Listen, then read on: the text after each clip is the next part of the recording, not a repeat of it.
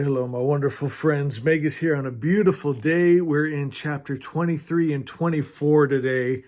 And 23, a couple things that stood out to me. One was Telechamus. I still have no idea if I'm saying his name right, but he is asking Circe for chores to do around the island. He's looking for just that domestic lifestyle. And what struck me about that, it's exactly opposite of what his dad, what Odysseus wanted, right? Penelope and him just wished that Odysseus would be content to be at home and do family things and things around the house. And I think that's what's drawing, I don't even know, his name, their two names are driving me crazy. You know who I'm talking about, though. Telechamus, I guess. He wants to experience what he didn't get to experience that he wanted for his family. So he's fixing, the table to make sure they're even and the flagstone walkway and just very domestic things. He's enjoying his family life. Penelope, she's getting interested in Circe's herbs and garden and spells. And I highlighted this. Penelope asked, "What makes a witch? If it's not divinity." "I do not know for certain," I said. "I once thought it was passed through blood, but Telegonus has no spells in him. I've come to believe it is mostly will." And I've seen that with Circe. Like, her greatest feats have come when she had no other choice. She wanted a better world, and no one was offering it to her. And so she just drew something up from inside of her that was magic. And I thought that was so beautiful. And so now here comes a knock at the door. And we know that the island's protected. So you're probably thinking like me, it's Hermes, right? And sure enough, it was. He had a message from Athena. He was coming for Odysseus' son, Telechamus, Penelope's son, we should say. And so Circe knew that Penelope wanted more time, so she just came up with a story. "Well, it'll take me 3 days to lower the spell." Part of me is thinking, why she lower it at all? I guess, but she didn't want maybe that much of a fight. I'm not sure exactly. What do you guys think?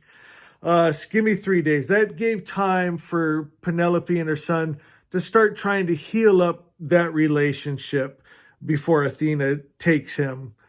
Then that takes us on to chapter 24, which has what I love the most about this book. Throughout all of it, the beautiful writing, but here's some I just highlighted. "My feet carried me to a small hollow I knew among the oaks and olives. The branches made good shade, and the grass grew soft. You could listen to the night birds overhead. He was sitting on a fallen tree, outlined against the dark. 'Do I disturb you?' 'No,' he said. I sat beside him. Beneath my feet the grass was cool and faintly damp. The owls cried in the distance, still hungry from winter's scarcity." Just beautiful writing. So she's just spending time. Her and Telechamus is making this beautiful friendship right now. And so Athena comes in all of her glory and everyone bows, and she offers Telechamus the world, right? He's going to rule his own land, and she'll be his patron, and she thought it was going to be so beautiful. He denies it. He doesn't want it. He says, "I have a different life planned for me." She's furious. She's never heard this kind of talk. Men want glory. Men want fame. Men want power. What is happening right now? Has anyone in the history of mankind wanted to just be a homebody? It is exactly what he wants. Then she turns and offers it to Circe's son, Telegonus, and Circe's like, "What just happened here?" She felt out of control. She jumps up with her spear. Oh, hell no. But Telegonus is like, hey, Mom, this sounds really good for me. And, she's thinking about just how he is. She knows him well enough to know that, yeah, this is his destiny. He's been dreaming of this kind of stuff since he was a child. And this is right up his alley. And so she doesn't want to steal his dream. And so then it talks about later that afternoon, the ship comes and she's standing with him, but he's already off on his adventure. He said his eyes had found the horizon, that seam of waves and sky, right? He's already there in his mind.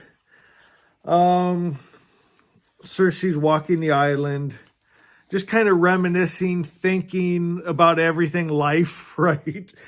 And that saying of that ancient god goes through her mind. Then, child, make another, right? Make a better world then. And then she calls out into the air, Father, I would speak with you.